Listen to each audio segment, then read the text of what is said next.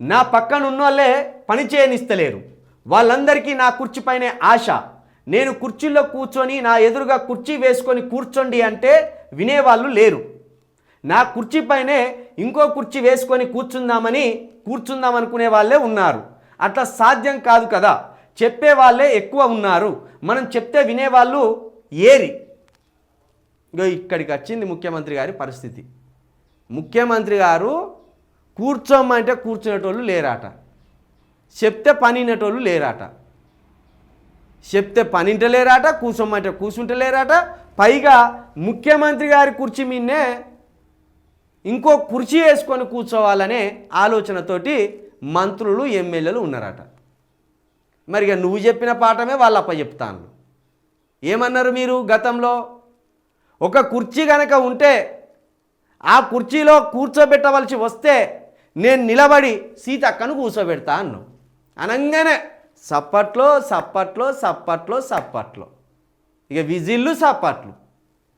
ముఖ్యమంత్రి సీటు ఒక్కటే ఉంటుంది, ఆ ఒక్క సీటులో ఒక్కరే కూర్చుంటారు అనే సోయి లేకుండా రేవంత్ రెడ్డి గారు ఏది చెప్తే దానికి సప్పట్లు కొట్టుకుంటూ పోయింది. ఇప్పుడు చూడు ఎక్కడికి వచ్చిందో. ఉన్న ఒక్క కుర్చీ కోసం కుక్కల కొట్లాట జరుగుతున్నది. ఉన్నది ఒకటే సీఎం కుర్చీ. ఆ ఒక్క సీఎం కుర్చీలో 10 మంది దాకా నోరు తెరుచుకొని ఉన్నారు ఆశగా. రేవంత్ రెడ్డిని ఎప్పుడు నూకేద్దాం, ఆ కుర్చీలో మనం ఎప్పుడు కూర్చుందాం. ఇంకా అట్లున్నది. మరి నువ్వు చెప్పిన పాఠమే వాళ్ళకు నీకు మంచిగా అప్పచెప్తాను. వాళ్ళు ఒక కుర్చీ ఉంటే ఆ కుర్చీలోకి వెళ్ళి నేను లేచి మిమ్మల్ని కూర్చోబెడతా అన్నావు కదా. కాబట్టి ఇప్పుడు వాళ్ళు కూర్చుందామని చూస్తున్నారు. వాళ్ళు పని చేస్తలేరు, నన్ను చేయనిస్తలేరు. నన్ను కొందరు అంగీకరించకపోవచ్చు. పార్టీ తరపున ప్రజలకు హామీలు ఇచ్చింది నేనే, నెరవేర్చకపోతే ప్రశ్నించేది కూడా నన్నే. ఢిల్లీ వేదికగా మీడియా చిట్చాట్లో రేవంత్ బట్టబయలైన కాంగ్రెస్ గ్రూప్ తగాదాలు, రాహుల్తో భేటీ, గ్యాప్ లేదని చెప్పే ప్రయత్నం, కులగణన కేబినెట్పై చర్చించినట్టు వెల్లడి. ఢిల్లీ వేదికగా సీఎం రేవంత్ రెడ్డి రాష్ట్ర కాంగ్రెస్లోని గ్రూప్ రాజకీయాలపై సంచలన వ్యాఖ్యలు చేసినట్టు తెలిసింది. నా పక్కనున్న వాళ్ళే పని చేయనిస్తలేరు, వాళ్ళు చేస్తలేరు, నన్ను చేయనిస్తలేరు. వాళ్ళంతా నా కుర్చీ కోసం ఆశపడుతున్నారు, అందుకోసం ప్రయత్నం చేస్తున్నారు అంటూ సంచలన వ్యాఖ్యలు చేసినట్టు అత్యంత విశ్వసనీయంగా తెలిసింది. పార్టీలో సమన్వయ లోపము, ఎంపీల మధ్య అవగాహన లేకపోవడం గురించి మీడియా ప్రతినిధులతో సీఎం రేవంత్ రెడ్డి గోడు వెళ్ళగక్కున్నాడు. ఇట్లున్నది. మంత్రులు ఎవ్వరు కూడా ముఖ్యమంత్రి గారి మాట వినే పరిస్థితుల్లో లేరు.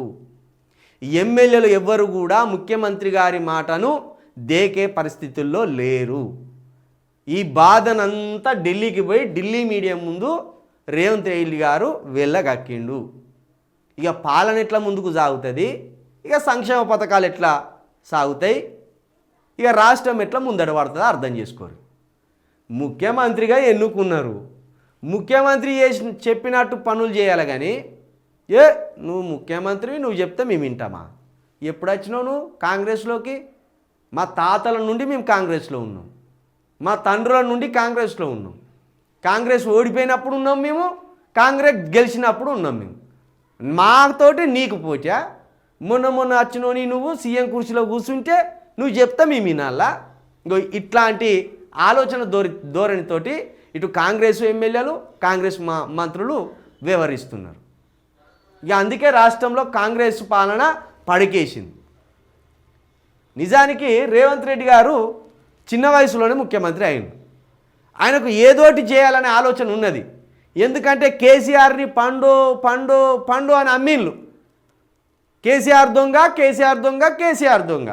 కేసీఆర్ దిగిపోతే రాష్ట్రం బాగుపడుతుంది, బీఆర్ఎస్ పార్టీని దించేస్తే రాష్ట్రం బాగుపడుతుంది అని యుద్ధం చేసినట్టు కేసీఆర్ మీద చేసి గెలిచిండు కదా. కాబట్టి కేసీఆర్ పాలన కంటే మనం బాగా చేయాలి, ఏదోటి చేయాలనే ఒక ఉరుకులాట రేవంత్ రెడ్డిలో ఉంటుంది. ఆ ఉరుకులాటకు తగ్గట్టు టీం కావాలి కదా, ఆ ఉరుకులాటకు తగ్గట్టు సైన్యం కావాలి కదా, ఆ ఉరుకులాటకు తగ్గట్టు ముఖ్యమంత్రి గారు చెప్తే యుద్ధ ప్రాతిపదికన పనులు చేసేటోళ్ళు కావాలి కదా. కానీ అలాంటి టీం లేదు. అట్లా టీం లేకపోవడం వల్ల రేవంత్ రెడ్డి గారిలో ఎంత ఫైర్ ఉన్నా, రేవంత్ రెడ్డి గారిలో ఎంత స్పీడ్ ఉన్నా పాలన ముందుకు సాగుతలేదు, పాలన సాగినట్టు అనిపిస్తలేదు. రేవంత్ రెడ్డి గారి లోపం కాదు ఇది. రేవంత్ రెడ్డి గారికి ముఖ్యమంత్రికి అనుభవం లేకపోయినా టీం సరిగ్గా ఉంటే పాలన అద్భుతంగా ఉంటుంది. రేవంత్ రెడ్డి గారికి అనుభవం లేదు, టీము మాటింటలేదు.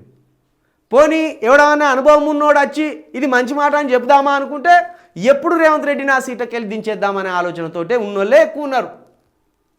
ఉత్తమ్ కుమార్ రెడ్డిది అదే ఆశ, బట్టి విక్రమార్కది అదే ఆశ, కోమటిరెడ్డి వెంకటరెడ్డిది అదే ఆశ, జగ్గారెడ్డిది అదే ఆశ.